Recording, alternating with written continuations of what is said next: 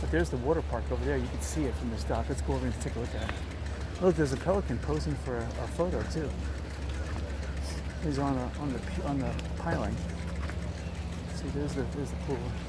You have to be a guest, and it costs money to go in there. I mean, above and beyond your membership, I think. That's pretty nice.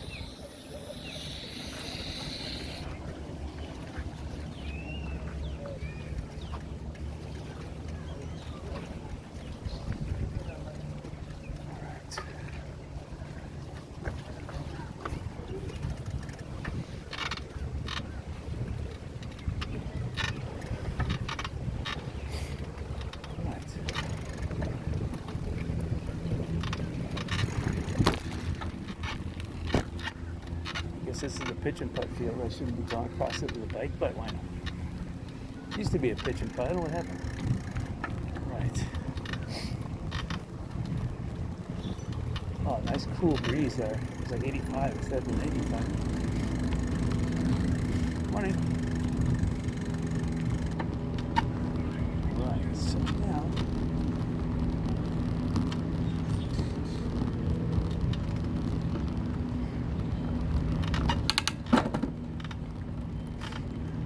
So now we have to just wind our way to the golf course. Just got a couple streets over here. Sweet.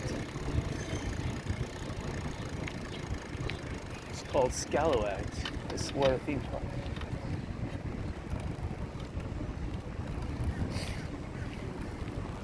So you can get lost down here if you're not familiar with this area. There's a lot of nooks and crannies, nooks and crannies, yes. Just doesn't it's not self-evident when you first drive in here, but I've been here long enough so I kind of know where I'm going.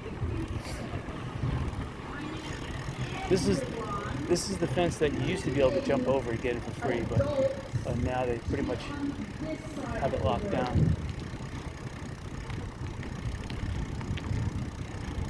Morning.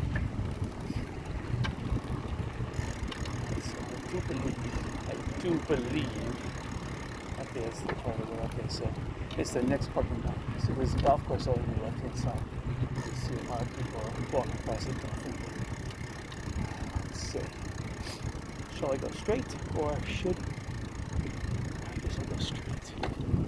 It looks like there is a little pathway on the left of me behind this building, but on the left, excuse me, on the right, it's not going to work.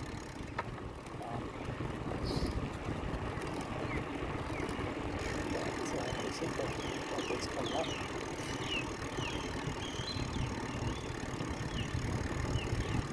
Oh, there's a walkway there. Okay, so I could have gone there, but it's alright. This area always faces a lot of erosion. Look at this cracked concrete. I mean, this is a big bulwark, and it's been cracked because it's being undermined. And this golf cart pass always has to be rebuilt. They used to have rentals on the right-hand side, little cottages, and they're all gone. There was like, I remember in the 60s, in the mid 70s, there was like 8 or 9 cottages over here, little homes, but they're no longer here. So this bike path acts as a bulwark too. So look, you can see a foundation there on the right-hand side. It looked like something was there. You hear a golf cart behind me. And if you look over towards the right, you can see Road Captiva over there. A lot of boats are parked and people are having a great time.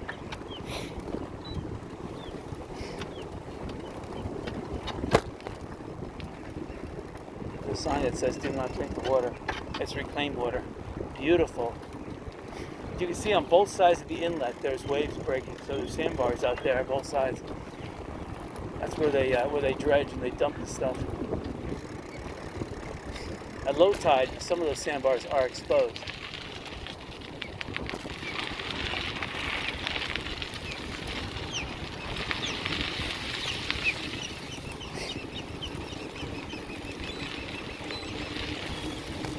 I drive faster because I've never had this before where a golf cart is right on your tail, and they want to drive like full speed. I'm like, can't you stop and golf? Why can't they go full speed right at my rear?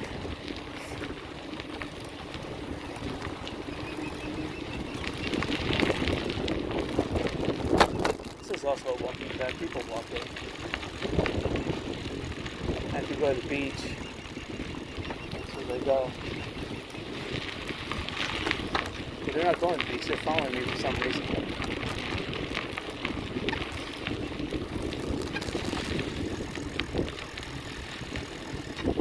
Thank you. A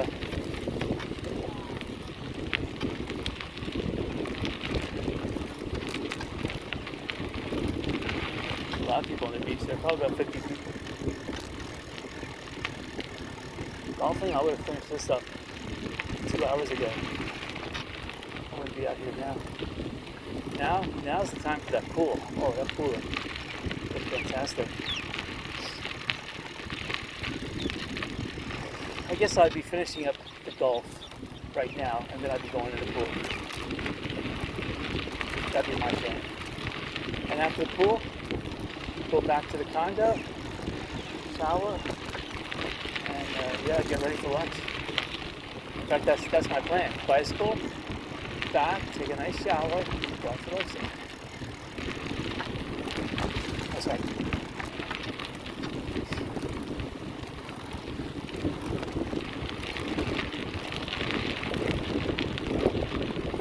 So it's 9 miles an hour. I'm going at least 9 miles an hour.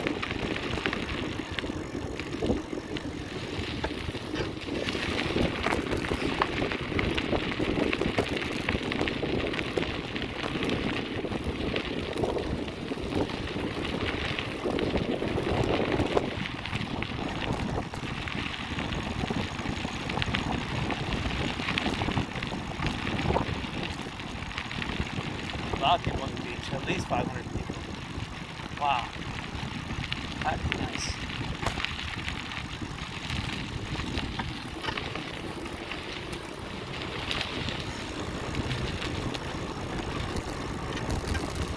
The golf cart is turned off. Whew, wow. Alright, I guess I could turn there too, but I like to go to the full Monty. I don't want to go all the way around here. I'd get something to sand on my tires. I'll get back to that pool of water. Alright. Alright, that was nice.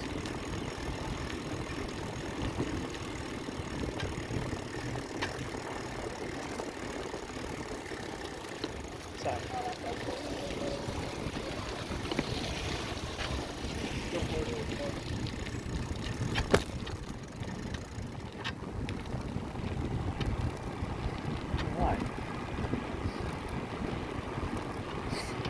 Alright, so now this is basically a shot right back to Rebel gas station.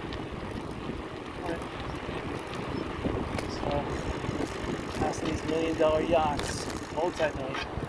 There's a car from New Jersey. It's a long drive, almost 1,500 miles from here to there. Beautiful catamarans.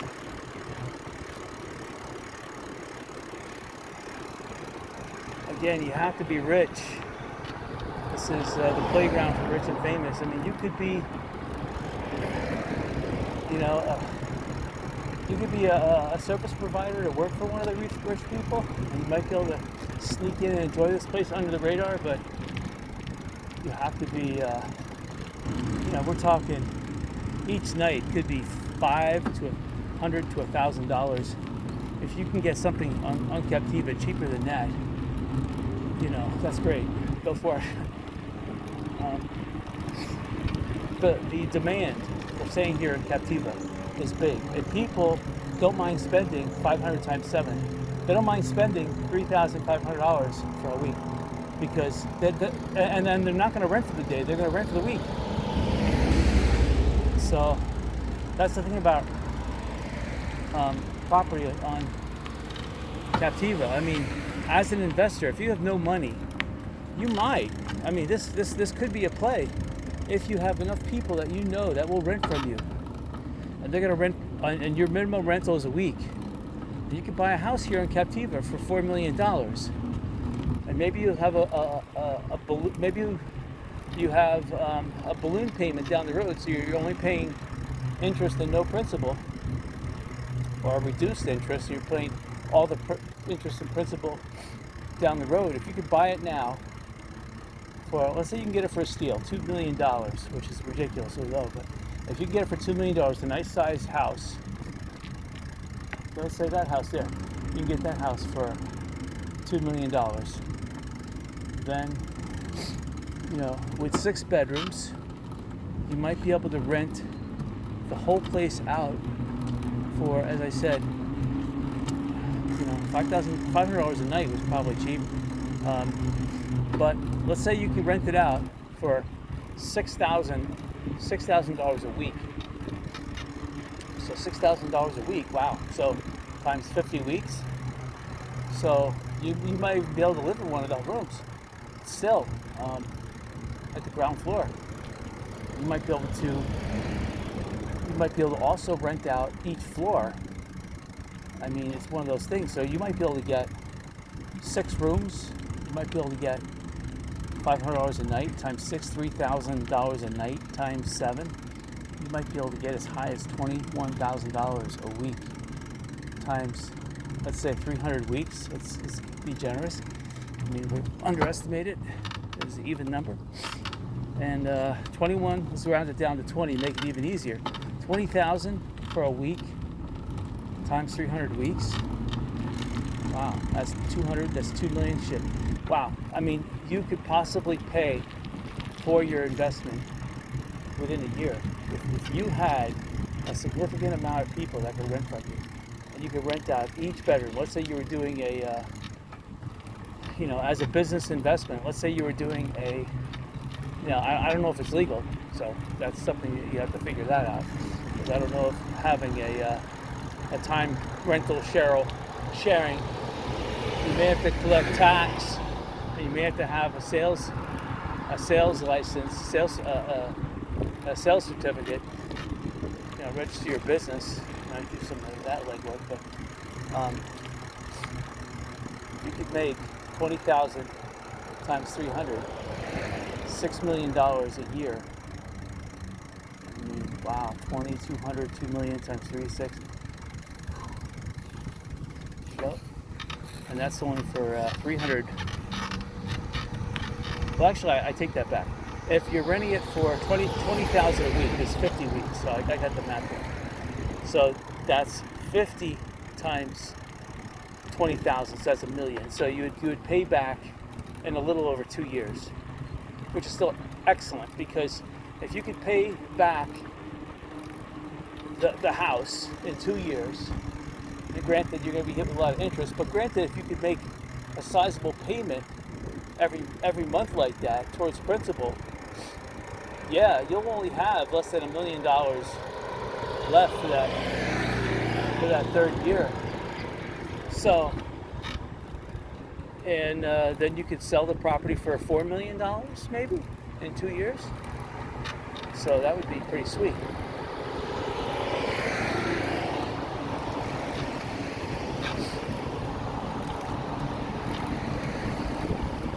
So again, if you could do that and maintain the property yourself and take the insurance yourself, obviously if you're renting from the bank, they're going to require that you have that PMI coverage insurance, but which is exorbitant. But still, making $1 million a year, take cash. And that still gives you the ability to have the whole thing to yourself 2 weeks out of the year if you're only renting. 2 weeks where it's not being rented, or it gives you the ability to rent it by the day if you get rented for more. That would be fantastic. And of course, that's the best case scenario. We all know that renting is never going to be 100% rental for 2 straight years. Never the case. You're going to have misfortune after misfortune. You're lucky to rent it 9 months out of the year. 9 months would be probably the estimate. And if you're renting for a small time increments like that, it's probably less. You're probably going to get 50% rental. So you're only making maybe $500,000 if you're lucky. But still, $500,000 being able to pay back your purchase in 4 years, or 5 years actually with interest. If you had it for 2 years and you sold it for 4, you paid off $1 million. And wow, so you would have $3 million net in your pocket. That's not too bad for 2 to 3 years. So it's a good. I mean, think about it. It's that sweat equity. You're not gonna have anything to show for it for those 2 years you bought it.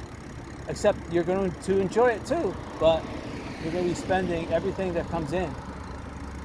But when you sell it, that's the key. When you sell it, and you make that $4 million check, and you go to the bank and say, I want this in cash, then you're going to have a big smile on your face because they're going to have to give you a briefcase. Maybe 2, maybe 3, full of hundreds. That's when you retire. Shoot, with that much money, you could, I mean, it's starting to get a bit more expensive. $10 million is really the number to shoot for these days, not $1 million, but still, I've seen people, they're able to live life off-grid in a humble abode. I don't know if I want to spend my life in a humble abode though, but that'll at least get your feet wet. You can do another build upon it, like Donald Trump. You start building your way up. Now you have $3 million. So the key is not to use your money, but to use other people's money now. So, and the bank may give you more credit now. So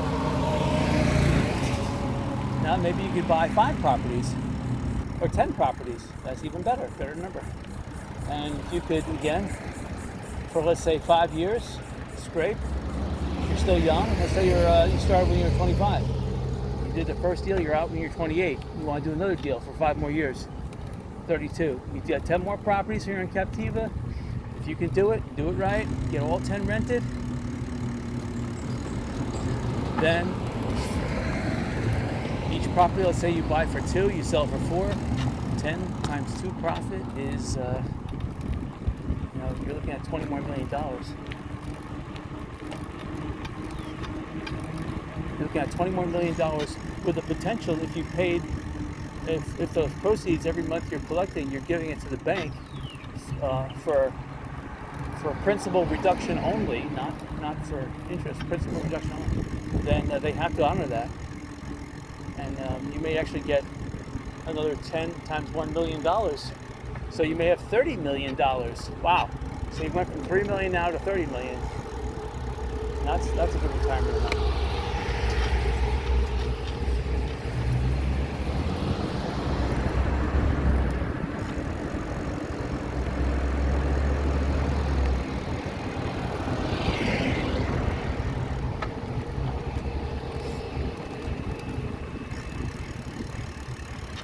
This is the very expensive hotel that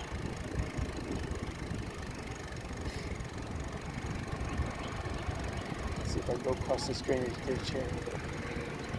That's a tight one. I probably could have if I cut it really close here, but that would have been risking it a little bit. Yes, I do think real estate on Sanibel Captiva is a good bet.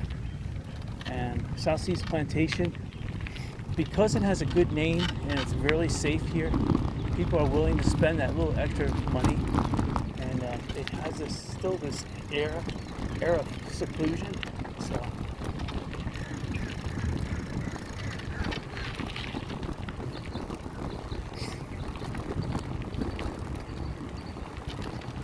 shade, I should have went that way. The other way would have no shade. It's the way we came, so I'm just going back the way we came. That's the thing. Most of that business idea would require you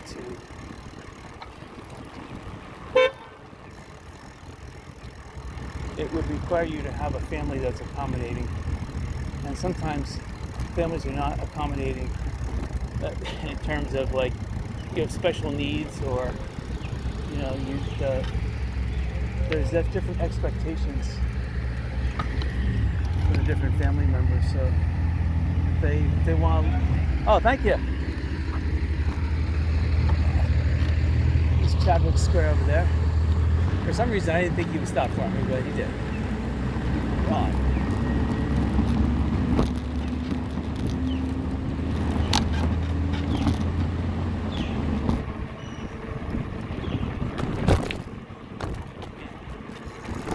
Some bumps here.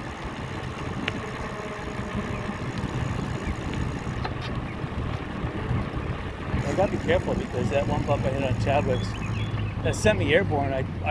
I jumped one bump and landed on another like ramp, and that could have easily flattened both tires.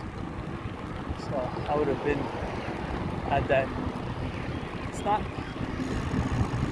I know it's 72 miles round trip because of all the side trips I've been doing, but still,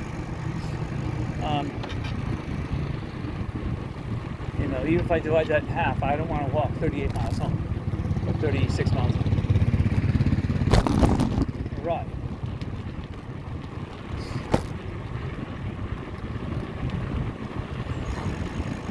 Yeah, so John R. Wood Properties bought that place, a building on the left-hand side. I really wanted to buy that. Sad. Didn't do anything to fix it up. All he did was he tore down the. He just tore down the. There was like a little. Whatchamacallit? A little deck in front of the place, which was rotting. He just tore it out. Wow. I mean, if I knew that, that's all it needed. I'm a demo expert. Shoot, hand me a grinding iron and a crowbar. I'll go to town. Shoot. Now, he's probably paying $5,000 a month for that property still. I don't know how he can get it cheaper than that.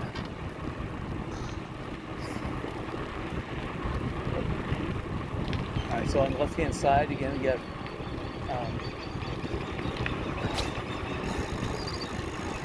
have the green flash. And it's a lunch restaurant, so this is the perfect time. Their prices are okay for lunch. Dinner prices are outrageous. And they give you a large portion for dinner too. So not only is the price outrageous, they give you a large portion, a really large portion. So if you want to eat a lot, you don't mind the price. And it's a beautiful view, don't get me wrong. I think you can see more during lunchtime. Lunchtime, there's boats going by and dolphins are jumping over the bow shock of the boats, and you can see that in the daytime, but you really can't see it at nighttime. At nighttime, you just see the boats with the lights go by. You can barely see the boat. You can see the lights. You can see the shimmer on the water. That's about it. Again, it's a nice place to go. If you just want to drink in a bar, that definitely is the place to go. Definitely. If you want to sit at a bar, that is the place to go, because it's just got everything. It's got the TVs. It's got the, it's way up there. So on that second floor, so you have a nice breeze coming through. Plus, you can look out and see the boats. So it is gorgeous.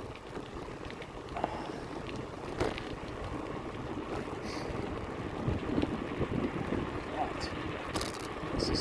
This is Sanibel Drive. So it becomes Sandcap Road when we get to Sanibel, but on Captiva it's called Captiva Drive.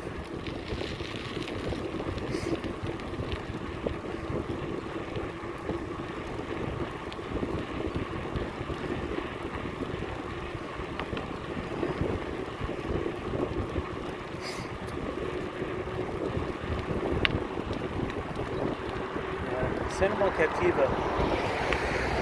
There was a trend in the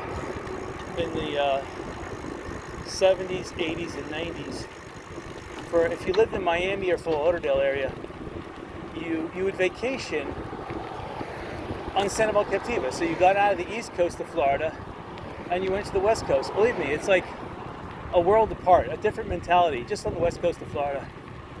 East coast of Florida, there's more of a southeast, that is, there's more of a Latin atmosphere. So you have to take that into context.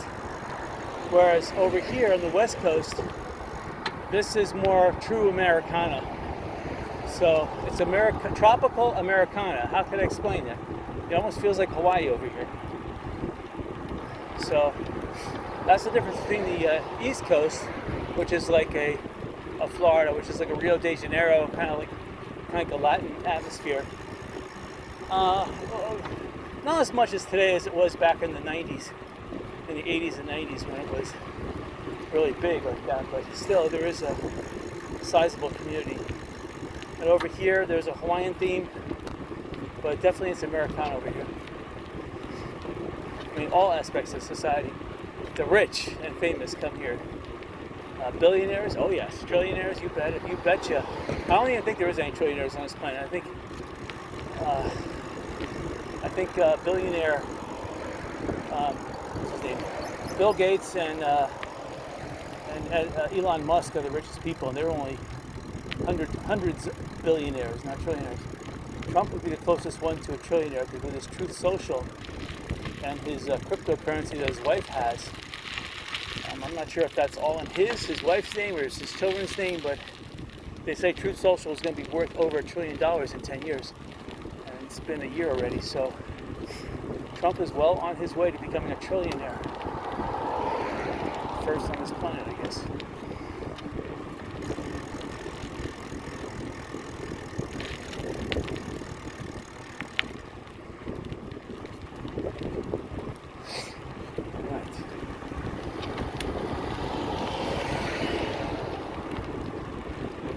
So I'm trying to pedal fast. Got most of the sand out of the tire by going over that water in South Sea, so that's good. And that sand was impeding forward progress. Once the tire dries out, the sand doesn't really stick to it. So true, the tire does get hot riding over the road, and but it's not hot enough to melt the sand into glass. Of course, that's the last thing I want. I don't want sand melting into glass and causing sharp objects. Definitely don't want that.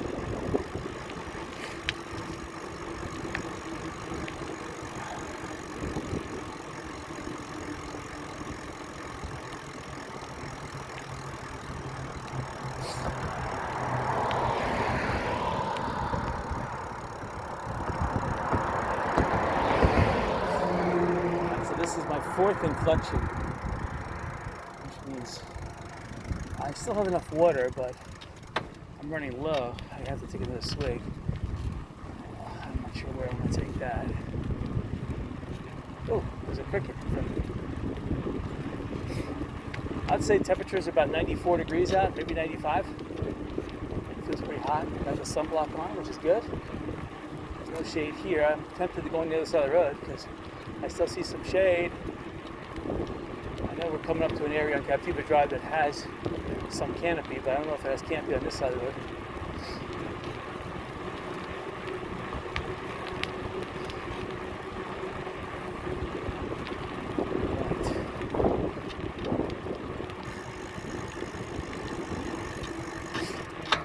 Right.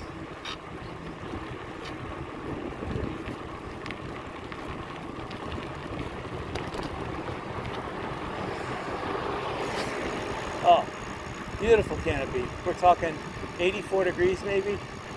Oh, and without the sun, it feels even that much cooler. You have what's called this. There's a persona of coolness. So not only was it 84 degrees under that canopy, my gosh, the air felt. I mean, there was like cool dew in the air. And just driving through it felt like an air conditioner. Wow.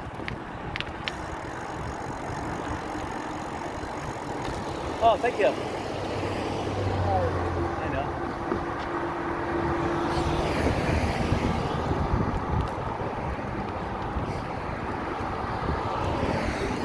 Yeah, you have to say thank you, even to these billionaires. It's terrible.